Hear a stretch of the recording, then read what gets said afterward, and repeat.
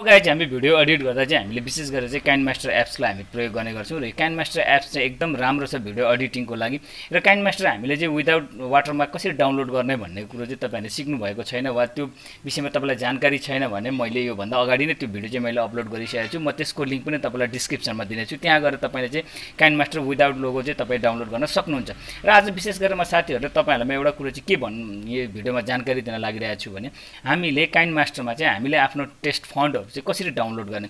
So guys आजको video यो सम्बन्धी रहनेछ र यो काइनमास्टरमा हामीले कुनै कुरोहरू लेख्नुपर्छ भने चाहिँ त्यसमा हामीले हाम्रो टेस्टहरू लेखिन्छ अथवा अक्षरहरू लेखिन्छ, त्यसको फन्ट चाहिँ हामीले कसरी डाउनलोड गर्ने त्यो पनि फ्रीमा। आज यो सम्बन्धी म तपाईँहरूलाई चाहिँ सिकाउन गइरहेको छु। सो गाइज तपाईँले अहिलेसम्म भिडियोलाई लाइक गर्नुभएछ भने भिडियोलाई लाइक गरिदिनुहोस्, च्यानलमा सब्सक्राइब गर्नुभएछ भने च्यानललाई सब्सक्राइब गरिदिनुहोस्। अब कुनै पनि ढिला नगरिकन let get start. So guys म काइनमास्टर मैले ओपन गरिसकेको छु र तपाईँहरू पनि यसरी आफ्नो काइनमास्टर ओपन गर्नुहोस्। त्यसपछि हामीले फन्ट डाउनलोड गर्न चाहिँ हामी दुईवटा तरिकाले फन्ट डाउनलोड गर्न सक्छौँ। यो एउटा घर जस्तो चिन्हमा गएर पनि तपाईँले यहाँ टच गर्नु भने यहाँ विभिन्न तपाईँले चाहिँ पाउनुहुन्छ। आज यो विभिन्न चाहिँ यहाँनिर फन्टहरू चाहिँ यो विभिन्न चाहिँ एडसेटहरू छन्, यहाँ चाहिँ के अरे यो स्टोरहरू छन्, तपाईँले यसबाट पनि तपाईँले चाहिँ डाउनलोड गरेर राख्न सक्नुहुन्छ। तर म आज विशेष गरेर म तपाईँलाई चाहिँ टेस्ट कसरी अथवा फन्ट कसरी डाउनलोड गर्ने म यो विषयमा आज तपाईँलाई जानकारी दिन लागिरहेको छु। सर्वप्रथम तपाईँ कुनै पनि यसरी चाहिँ ओपन गर्नुहोस्। त्यसपछि तपाईँले चाहिँ यहाँ गएर यही चिन्हमा गएर तपाईँले यो घर जस्तो चिन्हमा गएर फेरि टच गर्नुभयो भने सिम्पली तपाईँले चाहिँ यो तपाईँको एउटा यस्तो पेज इन्टरफेस खुल्नेछ।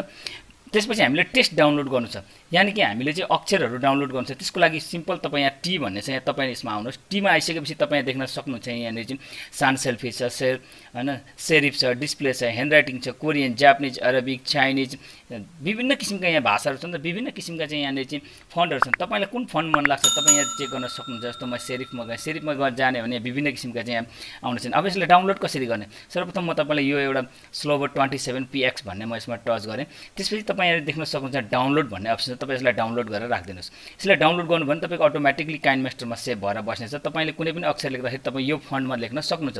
अर्को यसलाई पनि मैले डाउनलोड गरेर देखाउन चाहन्छु। यसमा तपाईँ डाउनलोड भन्ने अप्सनमा जानुहोस्। यो एक छोटो एमबीको हुन्छ, बस एमबी पनि हुँदैन कुनै त छिट्टै यसमा डाउनलोड हुन्छ। त्यस्तै तपाईँ अर्को पनि डाउनलोड गर्न चाहनुहुन्छ भने डिस्प्लेमा जानुहोस्। डिस्प्लेमा विभिन्न किसिमका चाहिँ फन्टहरू पाइन्छ। ती फन्टहरूमध्ये तपाईँलाई कुन फन्ट मन लाग्छ तपाईँ आफ्नो हिसाबले यहाँ चाहिँ चुज गरेर राख्नुहोस्। तपाईँलाई कस्तो खालको फन्ट चाहिएको त्यो फन्ट तपाईँ सजिलै पाउन सक्नुहुन्छ। जस्तो मैले यो फन्ट लिन गइरहेको छु, होइन यसलाई मैले डाउनलोड गरेँ, यो सजिलै डाउनलोड भयो। सिम्पली यो त एउटा डाउनलोड गर्ने तरिका भयो। अब यसलाई हामीले युज कसरी गर्ने, सिम्पली तपाईँ यहाँनिर चाहिँ गएर चाहिँ लेयरमा गएर चाहिँ तपाईँले टेस्टमा जानुहोस्। टेस्टमा गइसकेपछि तपाईँ जे पनि लेख्नु, जस्तो तपाईँले जे मन लाग्छ। मैले चाहिँ यसलाई मोबाइल भनेर मोबाइल ट्रिक्स हो मेरो अब च्यानलको नाम, होइन मैले त्यही लेख्न गइरहेको छु। मैले यो लेखेँ मोबाइल ट्रिक्स भनेर मैले ओके गरिदिएँ। मोबाइल ट्रिक्स भनेर ओके गरेपछि तपाईँ हातले यसलाई अलिकति बढाएर ठुलो गरिदिनुहोस्। अब तपाईँले यसलाई चाहिँ कसरी चाहिँ एप्सको फन्ट चाहिँ चेन्ज गर्ने, जस्तो सिम्पल तपाईँ फेरि यो मोबाइल ट्रिक्स भनेर टच गर्नुहोस्। त्यसपछि तपाईँ ए भनेर यसमा जानुहोस्। यसमा गइसकेपछि तपाईँ देख्न सक्नुहुन्छ मैले भर्खरै फोन चाहिँ डाउनलोड गरेको थिएँ। यो फन्ट तपाईँहरू मजाले पाउन सक्नुहुन्छ। त्यसो त काइनमास्टरमा चाहिँ बाई डिफल्ट एउटा एन्ड्रोइड फन्ट पनि हामीले पाउने गर्छौँ, तर त्यो फन्ट खासै त्यति राम्रो हुँदैन। त्यसपछि तपाईँ यो फन्ट राख्न चाहनुहुन्छ भने जस्तो ह्यान्ड राइटिङमा मैले यो सेभ 24 बी ह्याप्पी भन्ने राख्यो भने यो फन्ट यसरी चेन्ज हुनेछ। त्यस्तै अर्को कुनै फन्ट चाहिँ यहाँ छ, यसलाई गऱ्यो भने यसको फन्ट चाहिँ यसरी यसले चेन्ज गर्नेछ। त्यसपछि अर्को छ तरिका, जस्तो मैले अहिले भर्खरै गरेर चाहिँ यहाँ तपाईँलाई देखाउन चाहन्छु। मैले डिस्प्लेमा गएँ, डिस्प्लेमा गएपछि मैले यो चाहिँ अहिले भर्खरै डाउनलोड गरेको यसलाई मैले युज गर्न चाहेँ भने मोबाइल ट्रिक्स भन्ने यस्तो खालको चाहिँ अक्षरहरू आउनेछ र सजिलै हामी काइनमास्टरमा चाहिँ यो मजाले पाउन सकिन्छ। तर एउटा कुरा याद राख्नुहोस् साथीहरू, तपाईँले यो फन्ट काइनमास्टरभित्र भिडियो एडिटिङ गर्दा, फोटो एडिटिङ गर्दा मात्रै युज गर्न सक्नुहुन्छ। त्यो बाहेक अन्यथा तपाईँले चाहिँ कुनै पनि म्यासेज टेस्टहरूमा चाहिँ तपाईँले चाहिँ सोसियल मिडियाहरूमा वा कुनै पनि म्यासेजहरूमा चाहिँ तपाईँले यसलाई फन्टलाई चेन्ज युज गर्न सक्नुहुन्न।